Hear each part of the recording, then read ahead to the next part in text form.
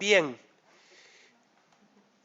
A continuación, vamos a tener una clase práctica, donde vamos a ver una introducción a RStudio y aparte lo que vamos a hacer es familiarizarnos con el uso del software G-Power, que como les dije anteriormente es un paquete diseñado para hacer cálculo de poder, ¿de acuerdo? Como les dije, podemos utilizarlo, fundamentalmente hay dos tipos de análisis que vamos a utilizar, ¿no? Que son, por una parte, análisis post hoc, es decir, una vez que yo he implementado un determinado tipo de estudio, que hacer el cálculo de poder, o bien lo más interesante que son los análisis pre hoc, es decir, intentar saber cuál es la replicación que yo necesito para un determinado tipo de estudio en función del tamaño del efecto, el poder que yo quiera, etc, etc, etc. ¿Vale? Entonces, lo primero que quiero que vean es este menú desplegable que yo estoy abriendo aquí, ¿de acuerdo? En el que, por ejemplo, fíjense que tengo esos dos escenarios fundamentales que yo les comentaba, lo tengo como a priori y lo tengo como post hoc, ¿no? Voy a empezar por el A, que es el que realmente a mí más me interesa, ¿no? Que es calcular, computar el tamaño muestral, conocido el alfa, el poder y el tamaño del efecto, ¿vale? Fíjense además que esto lo puedo hacer para una batería de diferentes técnicas estadísticas, ¿no? Yo, por facilitarles un poco la vida, lo que voy a hacer es, voy a utilizar, por ejemplo, el caso de un análisis de la varianza que tuviéramos one way, es decir, con un factor, y defectos fijos, ¿de acuerdo? Obviamente, ¿esto qué significa? Que yo siempre tengo que tener claro qué tipo de análisis voy a hacer en función de los datos que yo voy a obtener, ¿vale? Yo sé que yo diseño un estudio, diseño un experimento y en función de cómo lo diseño sé que mi análisis estadístico estará orientado a aplicar ANOVA o estará orientado a aplicar un test de la T o estará orientado a hacer lo que sea, ¿vale? Nosotros, como en el caso de modelo, estamos trabajando fundamentalmente en modelo lineal, vamos a enfocarlo sobre todo, vamos a suponernos, para que vean cómo se usa, al caso que fuéramos a analizar los datos con ANOVAs, ¿de acuerdo? Por eso he seleccionado simplemente un test de la F y aquí he seleccionado el tipo de estadístico de la ANOVA. Fíjense que tengo muchos tipos, ¿no? Tengo un MANOVA, tengo regresión múltiple, es decir, que yo aquí podría seleccionar cualquier tipo de análisis que yo fuera a implementar en lo que son mis datos, ¿de acuerdo? Para diferentes familias de análisis, ¿no? Podría ser, por ejemplo, un análisis de la T, un H cuadrado, me da igual. Yo simplemente, para que vean su análisis, voy a hacerlo con este tipo de casos que me parece que es bastante sencillo, ¿de acuerdo? Bien, fíjense que lo primero que veo, que obtengo aquí, es una serie de casillas, pero en vez de más fácil, ¿vale? Fíjense que tengo aquí una serie de casillas para el caso de una ANOVA, de una vía, de efectos fijos, tengo en particular, en concreto, 4 casillas. Vamos a analizar estas 4 casillas. Voy a poner por aquí. Lo primero que tengo es el tamaño del efecto, ¿vale? Fíjense que en este caso tenemos por defecto, me viene un valor de 0,25. Yo el tamaño del efecto aquí, que era la diferencia esperada entre las medias, ¿vale? Lo estoy reportando en forma de tanto por 1, ¿de acuerdo? Es la forma de yo reportarlo. Luego tengo un nivel alfa, la confianza de la inferencia, la probabilidad de un error tipo 1, que por defecto la voy a establecer en el convenio, ¿no? Que es el típico 0,05. Luego tengo un poder, 95. Piensen que el poder va de 0 a 1, entonces un poder del 95% es un poderazo, es un poder bastante elevado, ¿no? Y por último, el número de grupos. Claro, yo estoy aplicando una ANOVA de una vía. Y lo que me está diciendo el programa es con cuántos grupos trabajo. Pues yo sé que ANOVA de un factor, de una vía, puedo tener 3 grupos, o sea, 3 tratamientos, o 4, o 5, o 6, o 8, o los que yo quisiera, ¿vale? En el caso, por ejemplo, de que queremos saber cómo en un sitio varía la densidad de erizos a lo largo de ese gradiente batrimétrico constituido por 4 estratos de profundidad, ¿cuántos grupos tendríamos? 4. Por lo tanto, yo aquí podría poner 4. ¿De acuerdo? Entonces, fíjense, yo le estoy diciendo entonces al programa, quiero saber cuál es la replicación o cuál es el tamaño muestral para un caso hipotético en el que yo voy a analizar mis datos aplicando una ANOVA de una vía, teniendo 5 grupos, con una confianza del 95% y estableciendo que con estas dos cosas son las con las que vamos a jugar. Un poder inicialmente bastante elevado y un tamaño del efecto relativamente reducido. Entonces, vamos a razonar una cosa. Si yo quiero detectar diferencias significativas con un tamaño del efecto relativamente pequeño y con un poder, que mi análisis tenga un poder muy elevado, ¿qué nos va a salir? ¿Un número de réplicas muy alto o un número de réplicas bajo? Alto, ¿no? Porque si tengo un tamaño del efecto muy pequeñito y quiero detectar diferencias significativas para ese tamaño del efecto pequeñito y además quiero que mi análisis tenga un poder que súper alto, el número de réplicas que me va a salir va a ser muy alto. Entonces, si yo le doy aquí a calculate, fíjense, le doy a calculate, fíjense que lo que me está saliendo, que es lo más interesante, todo esto son cuestiones estadísticas, no voy a entrar en ellas, lo que me interesa que es 305. O sea, tendría que coger 305 muestras, ¿de acuerdo? El total sample size, ¿vale? Esta no es la replicación por grupo, tengo 5 grupos. Sería el total sample size, ¿vale? El número total de muestras de esos 5 grupos que tendría que tomar serían 305. Chiquito curro, ¿no? Igual son un montón de muestras. Bien, supongamos ahora que decimos, bueno, no te pases. Un 95% de poder, eso es un bastante, ¿no? Vamos a intentar poner un poder un poquito más, algo más de andar por casa, un 70%, ¿vale? O bueno, no, voy a probar primero con un 80%, ¿vale? Entonces voy a decirle aquí, bueno, en vez de un 0,95 voy a ponerle un 0,80. Entonces, lo lógico ahora, ¿qué es? Que el número de réplicas salga mayor o salga menor. Menor, ¿no? Que baje. Vamos a darle a calculate. Bueno, de 305 muestras ya hemos pasado a 200. Es decir, que yo tendría que obtener 200 muestras. ¿Para qué? Para, con este tamaño del efecto, garantizarme un poder del 80%. ¿Vale? Si en vez de un 0,8 yo estableciera un poder bajo el poder del análisis, ¿vale? ¿Qué es lo que ocurre? Que el número de réplicas irá bajando, ¿verdad? Voy a ponerle aquí, por ejemplo, 0,60. Y ahora, fíjense que el número de réplicas totales me ha bajado ya ¿a qué? A 135. ¿Vale? Bien, primera cosa que hemos pensado, que hemos reflexionado. Ahora vamos a trabajar con otro tipo de cosas. Vamos a suponer que yo digo, vale, estoy contento con este nivel de poder, 0,60, ahí lo dejo, y estoy contento con el nivel de alfa. Vamos a suponer que en vez de tener un tamaño del efecto de 0,25, tuviéramos un tamaño del efecto mayor, ¿vale? Es decir, en vez de un 25, un 50, ¿vale? Es decir, las diferencias entre grupos son mayores. Claro, si las diferencias entre grupos son mayores, va a ser mucho más fácil el detectar diferencias significativas. Por tanto, ¿qué es lo que va a ocurrir con la replicación, con el número de réplicas? Que va a caer, ¿no? ¿Sí? Por lo tanto, si yo aquí, en vez de tener un 0,25, tengo un 0,50, ¿vale? Y le doy a calculate, fíjense que ya hemos bajado a 40, ¿vale? 40 dividido entre 5 son 8, ¿no? Con lo cual, con 8 réplicas que yo me tomara por grupo, ¿vale? Me aseguraría tener un poder de 0,6, ¿vale? Para ese tamaño del efecto, ¿vale? Si el tamaño del efecto fuera aún mayor, ¿vale? En vez de ser un 0,5, fuera, por ejemplo, vamos a ponerle aquí un 1, que fuera del 100%, al darle a calculate, ¿vale? ¿Qué número total obtengo? 15. 15 entre 5, 3.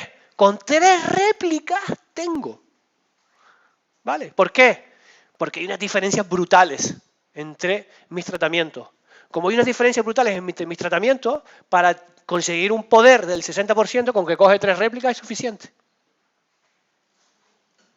¿Vale? Lo vamos conectando todo, una cosita con otra. Dime, Álvaro. No, está asumiendo que estoy implementando una ANOVA y por tanto al implementar ANOVA tengo la asunción de que la homogeneidad, que la varianza es la parecida entre los grupos. ¿Vale? Sí.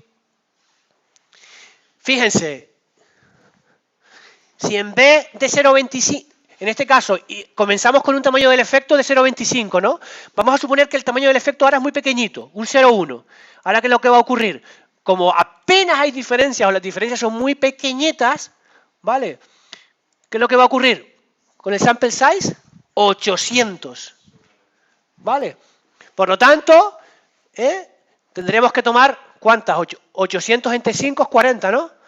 Tendríamos que tomar 800 entre 5 es 40, ¿no? ¿Cuánto es? 160, exactamente. Tendríamos que coger 160 réplicas de cada grupo. ¿Vale? Entonces, vamos viendo la conexión que hay. Pues muy bien. Muy bien. Haz un estudio piloto.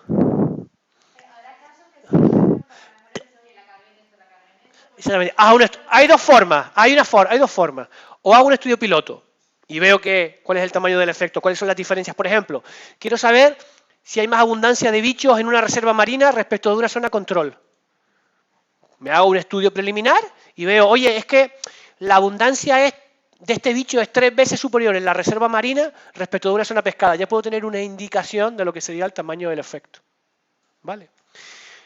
Y ahora te voy a explicar otra cosa. ¿Qué es lo que ocurre? Que yo puedo hacer este análisis de poder para multitud de variables.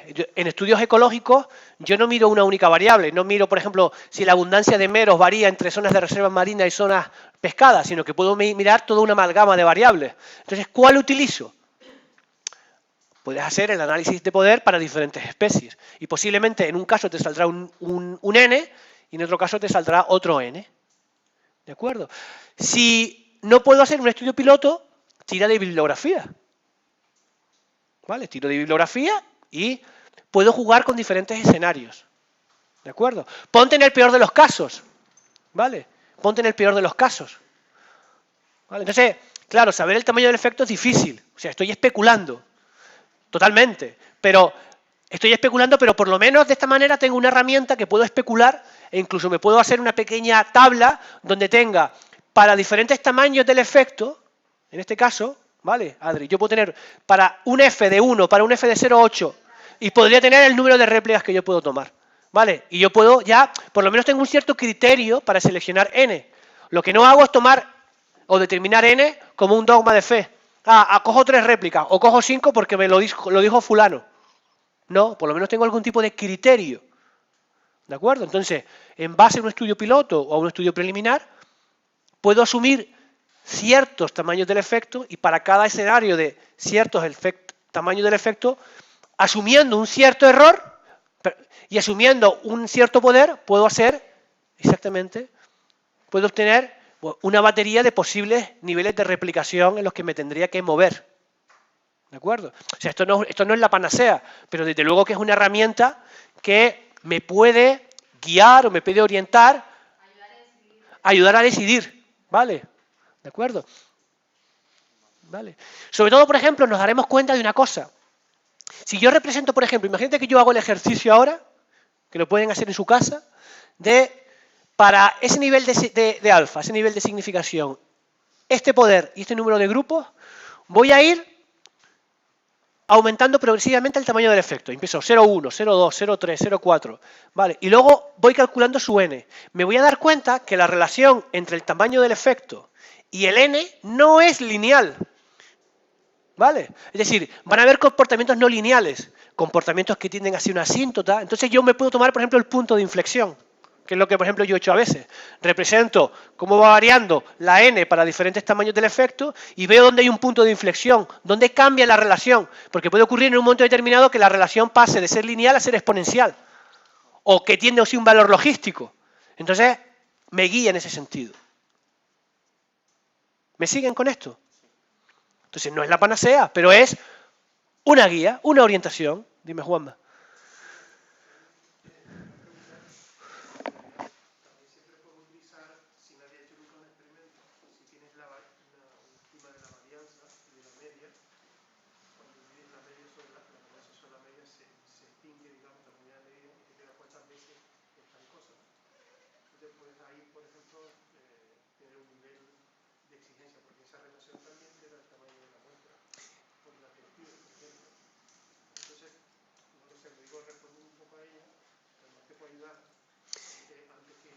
Fíjate, sí, sí. De hecho, hay algo que también les mostré ayer, que era que yo puedo representar cómo cambia. Yo imagino, por ejemplo, que voy a medir la abundancia de erizos o la abundancia de meros o lo que yo quiero, ¿vale? Yo, una cosa que puedo graficar es cómo varía el error estándar de esa métrica, de la abundancia de lo que sea, frente al n, ¿vale? Y puedo plotear cómo cambia el error estándar al aumentar n, y me voy a dar cuenta que lo que voy a tener es una caída tal que así.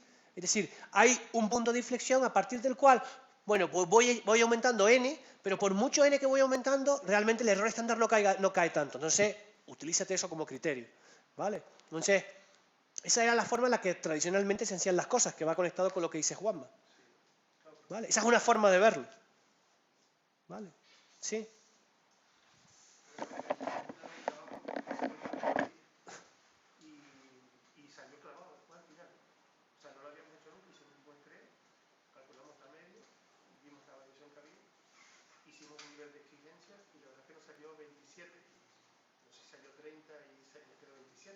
Ajá.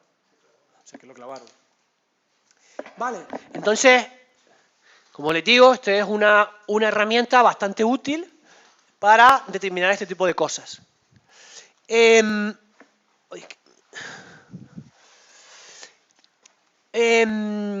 No me voy a detener en todo este tipo de cosas de la F crítica, todo este tipo de cosas, porque es complicarles un poco más la vida. Voy a ir a lo que es a lo directo, ¿no? Bien, esto sería un breve ejemplito para lo que sería el primer caso, que creo que es lo más interesante, que es calcular la replicación conocidos alfa, el poder y el tamaño del efecto, y el otro que podemos hacer, que creo que es el más interesante, es este otro, que es ejecuto un estudio, ¿de acuerdo? Y quiero saber cuál es el poder para un estudio en el que igual he obtenido un determinado tamaño del efecto, he asumido un cierto nivel alfa, he utilizado un determinado número de muestras y tengo una serie de grupos, ¿no? Entonces, fíjense, en este primer caso he utilizado un número de réplicas bastante elevado, 800, ¿no? A pesar de que voy a poner aquí, por ejemplo, empezar con un tamaño del efecto de 0,2. Si estoy utilizando un número de réplicas muy alto, ¿qué va a ocurrir con el poder del estudio? ¿Será alto o será bajo? Repito la pregunta.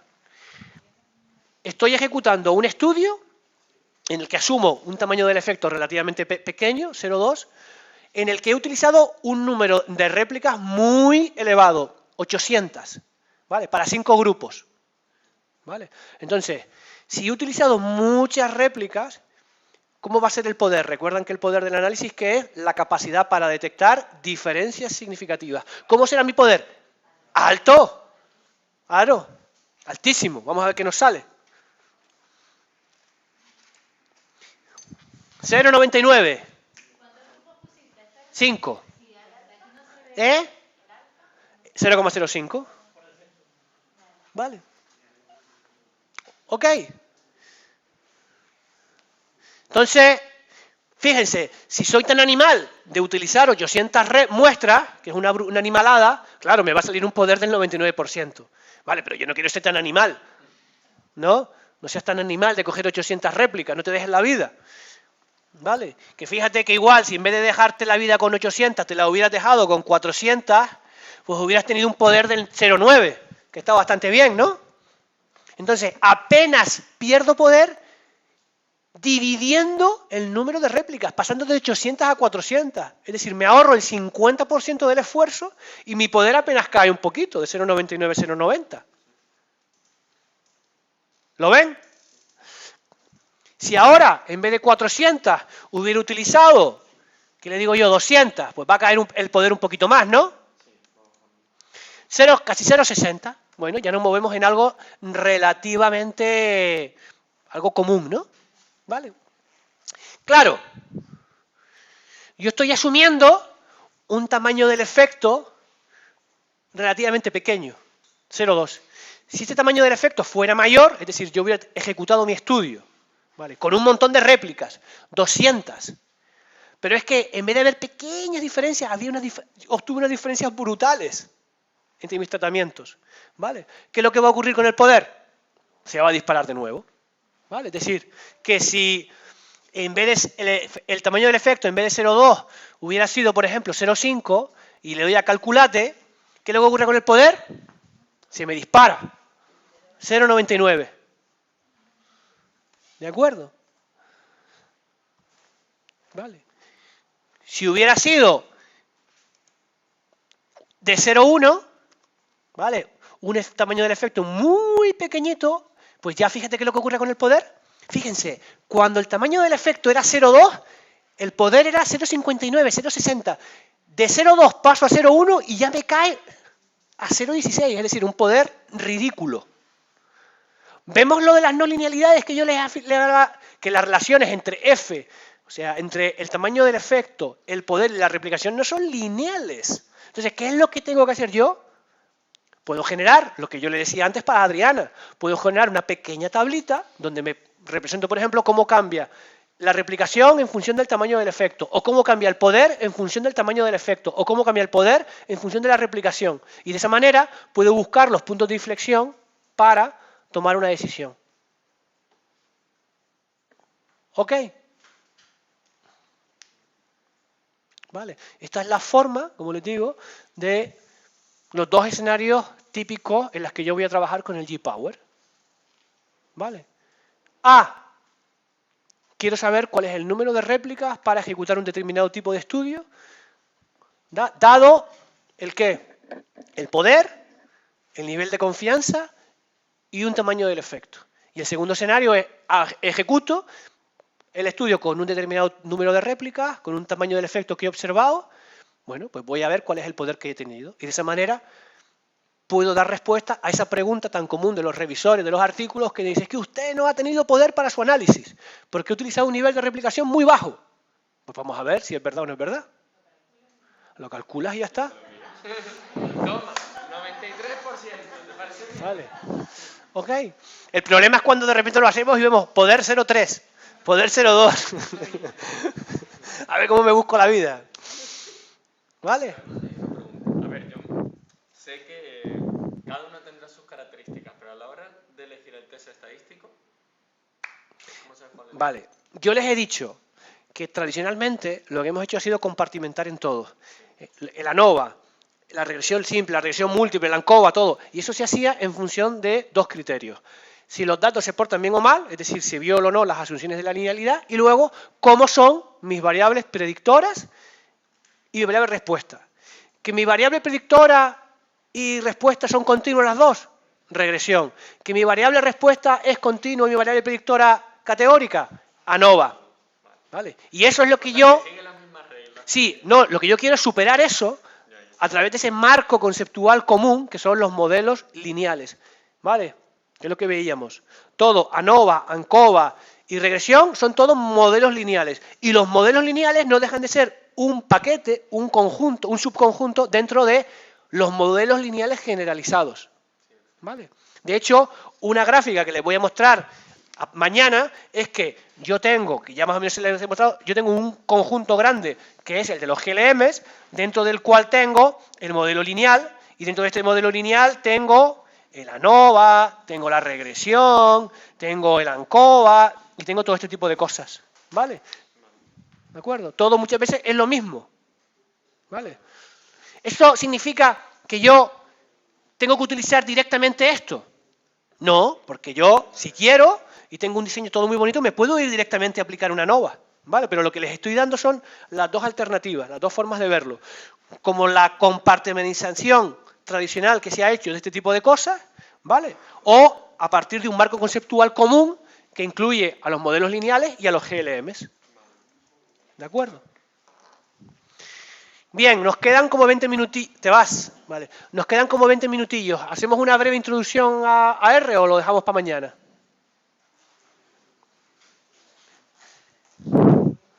Tú, bueno, pues como tú has buscado una nani para que se cuide al niño, vamos a hacer una pequeña introducción.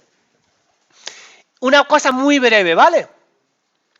Bien, vamos a abrir, por tanto, quiero que abran el primer script de todo, el que pone intro R. El que haya traído el portátil, que lo abra, ¿vale? Y vamos a hacer unas pequeñas, muy pequeñas cositas. ¿Ellos recibieron un correo en adelante? Sí, con toda la información. Tienes que decirle a Ali que te lo mande. ¿Estamos? ¿Sí? Vale. Bueno, voy a ir recapitulando y repasando mientras abrimos todo el material. Voy a ir recapitulando. Recuerden que en este caso hemos abierto directamente la RStudio y teníamos como cuatro ventanitas, ¿verdad? Teníamos uno donde tenemos todo el código que vamos generando, con todos esos comentarios que yo he ido incluyendo, y todo este código lo vamos a ir pasando a la consola, donde se nos va a ir ejecutando. En esta ventanita nos va a ir guardando todo, fundamentalmente los plots, las figuras que vamos a ir generando, y aquí también podemos hacer otras cositas, como podemos cargar paquetes, podemos buscar información, este tipo de cosas ya se las iré mostrando, y luego aquí tenemos el ambiente. El ambiente es ese directorio de trabajo donde voy acumulando objetos que voy cargando o se me van generando desde R. ¿De acuerdo? Esto es lo que vimos antes en teoría, que se lo estoy mostrando ahora en lo que es esta parte práctica. ¿De acuerdo? Bien, lo primero que les dije es que RStudio, trabaje con uno, trabaje con el otro, van a trabajar siempre con un directorio de trabajo. ¿Ok? Entonces yo, para saber dónde está mi directorio de trabajo o cambiar el directorio de trabajo, puedo hacerlo con estas dos funciones que tenemos aquí, que son getWD y setWD. O sea, get working directory o set working directory. Pero yo, como no les quiero complicar la vida, se los voy a demostrar cómo se hace esto a un simple golpe de clic. Me voy a sesión, menú sesión, de ahí me voy a set working directory y puedo seleccionar la opción de choose directory. ¿Lo han visto? Y yo ahí le podría decir dónde lo quiero hacer. ¿Vale? Esa es la forma de cambiar el directorio de trabajo. Fíjense que si yo pongo el cursor sobre Get Working Directory, puedo correr esa línea de comandos, la puedo correr de dos maneras. O le doy directamente a Run, ¿vale? Y fíjense lo que me ha salido aquí. Me dice, yo le he dicho, oye, dime dónde Get Working Directory, dime dónde está el directorio de trabajo.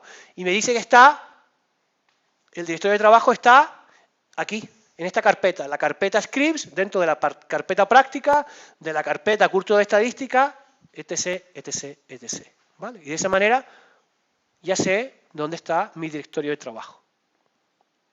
¿Ok? Entonces lo puedo hacer, esto lo puedo hacer o bien con comandos o algo más fácil para ustedes, que simplemente, como lo he dicho, voy al menú sesión, choose working directory y ahí puedo o bien saber dónde está mi directorio de trabajo o bien cambiarlo, donde a mí me apetezca. Dime, Fran. Exactamente. Entonces ahí se me va a ir al más, es importante, ¿vale? Yo ahora, por ejemplo, voy a generar una serie de vectores y una serie de historietas y todo eso se me va a ir acumulando ahí. Todo. ¿Vale? ¿Vale?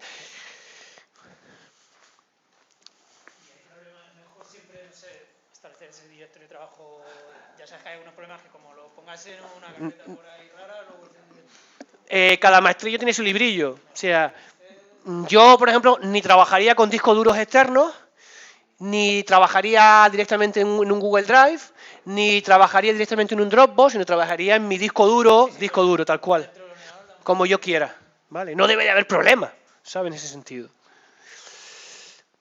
Bien. Hay aquí una serie de comandos, una serie de funciones que les quiero comentar para llevarnos los datos a R o para importar datos a R, lo podemos hacer de varias formas. ¿Vale? Podemos simplemente teclear pues, una serie de comandos, por ejemplo, read table y mandarle y escribirle el nombre del archivo que yo tengo en el directorio de trabajo que quiero leer, ¿de acuerdo? Por ejemplo, podría decirle a R.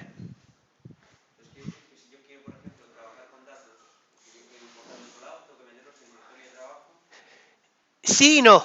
¿En qué sentido? Si yo utilizo este comando, por ejemplo, le digo a R, read table, léeme la tabla datos.txt y la primera fila es la verdadera, es decir, la primera fila es la que sería las etiquetas, ¿de acuerdo? Y esos datos que yo estoy leyendo es un objeto que va a denominar datos, ¿vale? Si yo lo hago así, Frank, ese archivo datos.txt tiene que estar ¿dónde? En el directorio de trabajo. Hay una forma alternativa, de hecho, si yo lo hago ahora y lo corro, por cierto, yo para correr puedo hacerlo de dos maneras. Pongo el cursor y le doy a Run, o pongo el cursor y puedo hacer Control Enter, ¿vale? Es decir, lo puedo hacer de diferentes formas. Puedo venir aquí, ¿vale? He dado Control R, ¿y qué es lo que me sale? Que no ha encontrado el archivo. ¿Por qué? Porque yo no tengo en mi directorio de trabajo, ¿vale? En mi directorio de trabajo, si yo me voy aquí al directorio de trabajo, scripts, aquí no tengo ningún, ¿lo ven aquí el directorio de trabajo? No tengo ningún archivo que se denomine datos, sino que los datos los tengo aquí, ¿vale? Entonces, a colación de la pregunta de Frank, hay una forma alternativa que es más fácil que esto, pero yo se lo explico de las dos maneras, que es utilizar import dataset. ¿Lo ven ahí? ¿Vale? Yo me vengo aquí, voy a import dataset. Esta es la forma más fácil de importar datos en RStudio, ¿vale? Más fácil que con el comando. Y simplemente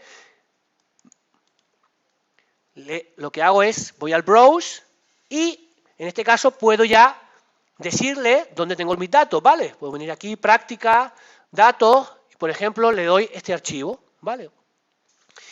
Fíjense que automáticamente me lo ha abierto aquí y una cosa muy importante que tenemos que tener en consideración es el nombre. Recuerden que para R todos son objetos. Por tanto, si yo importo una base de datos, a esa base de datos tendré que darle un nombre. ¿De acuerdo? A ese objeto tendré que darle un nombre. ¿Vale? Yo le puedo dar el nombre que yo quiera. ¿Vale? Por ejemplo, le doy ese nombre, altura pesos.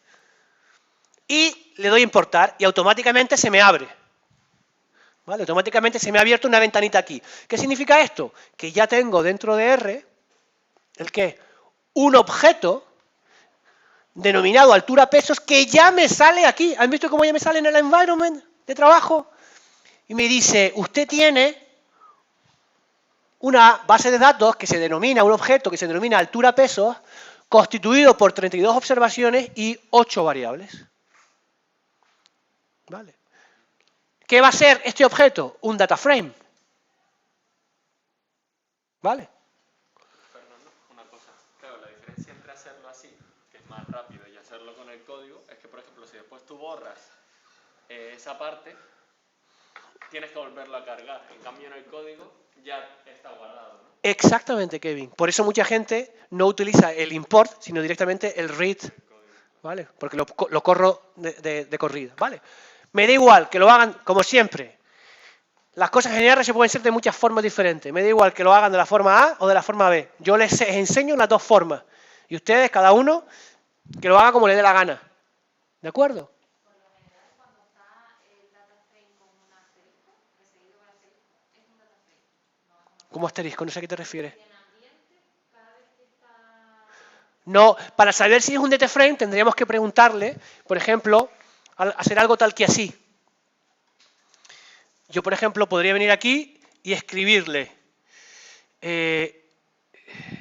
Voy a hacerlo aquí. Vale. Se puede hacer de varias formas, ¿no? Por ejemplo, class. ¿Cómo se llama esto? Hemos dicho altura pesos, ¿no? Le pongo aquí el nombre, altura, pesos. Fíjense que una cosa buena de RStudio es que me salen las cositas así, ¿no? Y me sale aquí data frame. ¿Lo ves ahí, Isa? Vale. Como siempre en R se puede hacer de 1000 cosas. Yo le podría preguntar también, is data frame altura pesos? Esta es otra forma. Lo corro y me dice true. ¿Ok, Mackay? Vale. Voy a borrar esto, que no quiero cambiar nada del script. Otras funciones, otros comandos así interesantes son, por ejemplo, remove list. Imagínate que yo de repente digo, ¡buah! Tengo 20.000 objetos y me estoy haciendo aquí la picha un lío, me estoy complicando mucho, voy a borrar y empezar de cero. Le puedo dar a remove list esto de aquí y automáticamente lo que voy a hacer es borrar todo mi ambiente de trabajo. Y ya ¿lo ven aquí que me ha desaparecido el altura pesos ese? Pues ya está.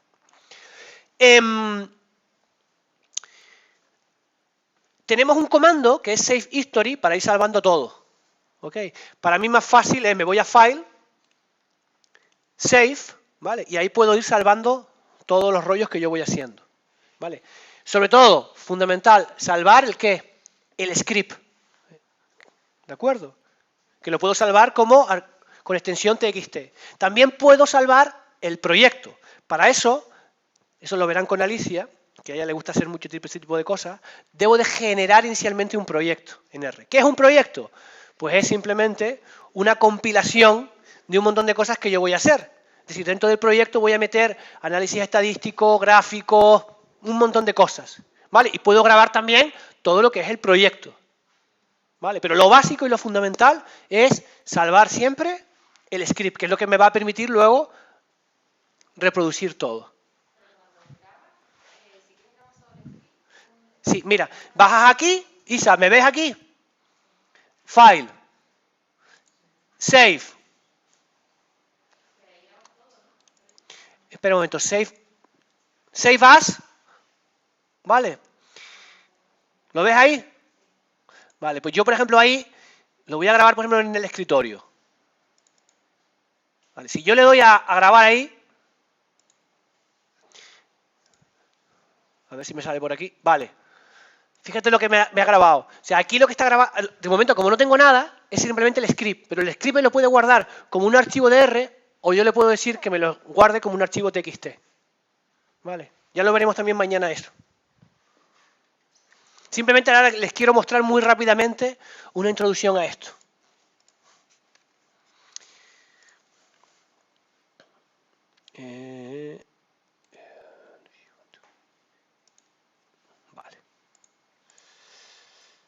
Vale, espera un momento. He hecho una cosita aquí. Voy a abrir de nuevo el script tal cual.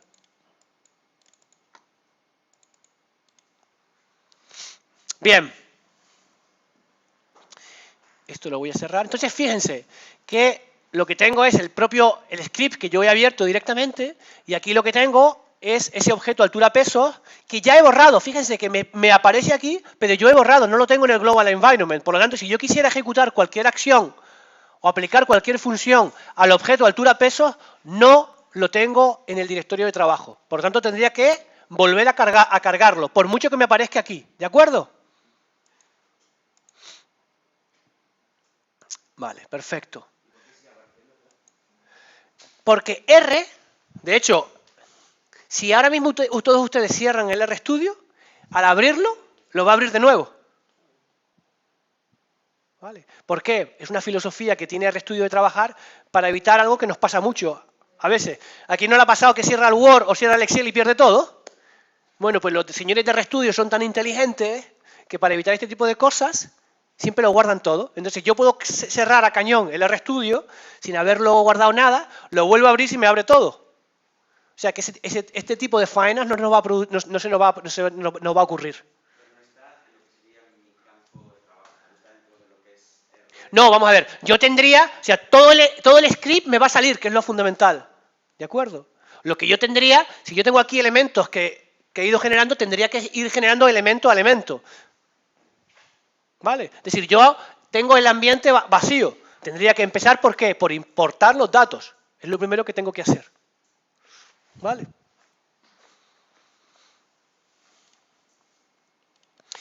Vale. Antes de ponerme aquí a hacer cosas, voy a mostrarles algunas cositas. Entonces, ¿han visto esto, no? Entonces, yo lo que voy haciendo es, voy colocando el cursor sobre la línea de comando que quiero y le doy a Run, ¿vale? Y lo va corriendo. Alternativamente, como les digo, puedo hacer Control Enter, ¿vale? Y puedo simplemente poner el cursor o podría, por ejemplo, seleccionar varias líneas de código y podría correrlo a cañón todo, ¿vale? Imagínense, varios análisis y varios plots, ¿vale? Por eso decía Kevin antes, es que yo si le pongo el read, automáticamente ya me hace todo. Es decir, yo puedo ir línea a línea, paso a pasito, suavecito, o puedo directamente coger 20 o 40 líneas de código, ¿vale? Y correrlas a saco, ¡pum! ¿Vale? Con lo cual yo, de nuevo, yo genero mi script que me lleva mucho trabajo, mucho curro, pero el día que lo quiera correr hago así, córreme, y ya está, y córreme todo, ¡plum! Y en un segundo tengo todo. ¿Vale? Entonces puedo correr línea a línea, dándole a Run, Control Enter, o puedo seleccionar toda una batería de código, un conjunto de líneas de código, y generar lo que yo quiera, sean gráficos, sean análisis estadísticos, lo que yo quiera. ¿Vale? Esa es otra de las cosas que les quería decir. Recuerden lo que les decía antes, muy importante, ir poniendo comentarios, ¿vale? Comentarios con la almohadilla, ¿vale? Si yo le digo a R, por ejemplo, léeme esta línea de código, ¿vale? Yo le pongo aquí ls, que es listar los objetos que tengo aquí, ¿vale? Si yo mando toda esta línea a la consola, R solamente va a ejecutar esto. ¿Por qué? Porque R va a ignorar siempre todo lo que hay a la derecha del símbolo almohadilla. Eso es importante. Por tanto, los comentarios, ¿de acuerdo? Siempre se ponen en la derecha. ¿Ok? Por ejemplo, yo aquí puedo crear un vector A, ahora lo veremos, que es un vector de 4 elementos, y digo, vector numérico, objeto de 4 elementos. Entonces, cuando yo mande esta línea de código a la consola, R solamente me va a ejecutar esto, porque lo que hay a la derecha de la almohadilla lo ignora. ¿Y si cometes una barbaridad y lo quieres eliminar, echarte para atrás, volverlo a recuperar como estaba? Para eso precisamente tienes que ir trabajando, pues lo que tienes que ir haciendo es ir trabajando tú aquí, o sea, tú aquí, esto es como digamos que es como una especie de libreta en la que tú vas apuntando todo, puedes ir duplicando y no tienes... Es un borrador, al fin y al cabo es un borrador. Has hablado del vector y, oye, mira, estaba pensando en las musarañas y me he cargado ese vector. Pues ¿Puedo darle atrás que me recupere no, como estaba antes? no. Hay alguna opción de volver para atrás, pero no suele funcionar muy bien. Entonces, ¿qué es lo que tienes que ir haciendo? Con cuidado vas copiando, pegando. O sea, tú aquí es como si fuera un borrador, puedes hacer lo que quieras. ¿De acuerdo? Esa es la forma en la que tienes que trabajar.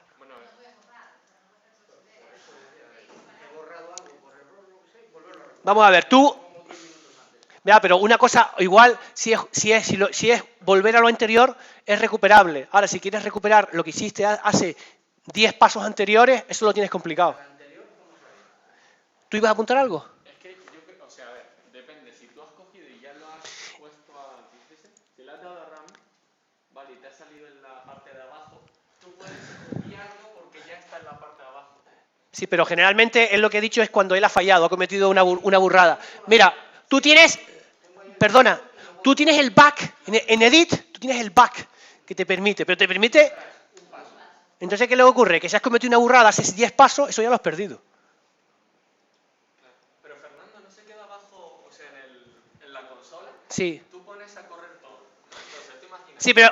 Vale. Yo pongo a correr y ahora... Sí, no, Kevin, porque hay muchas veces que si hay un error, directamente te canta el error. Y no la línea de código. ¿Vale? La línea de código, si lo que tú mandas está bien, te sale tu línea de código perfecto. Pero si lo que tú mandas está mal, te sale error que no sé qué, no sé cuánto. ¿vale? No sale tu línea de código. No, ahí entonces no. La cagaste. ¿Vale? Dime, Katy. Si tienes todo el script hecho y está todo bien puesto y tú sabes que el file es la última, lo señalas todo y lo vuelves a correr, También. ¿no? Entonces, O sea, cada uno tiene su forma de trabajar. ¿Vale? ¿De acuerdo? Bueno, dejamos ya por aquí una muy breve introducción. ¿Vale? Mañana continuaremos. ¿Vale? Entonces mañana afortunadamente vamos a tener, yo creo que sí, vamos a tener bastante práctica. ¿De acuerdo? Recomander, toda esta parte introductoria de RStudio, modelo lineal. Y igual mañana va a ser todo práctico. Igual si nos queda algo de tiempo, veremos un poquito de teoría de GLM, pero yo creo que prácticamente va a ser mañana todo el día práctico, ¿vale? Pues entonces voy a parar el vídeo y hasta mañana.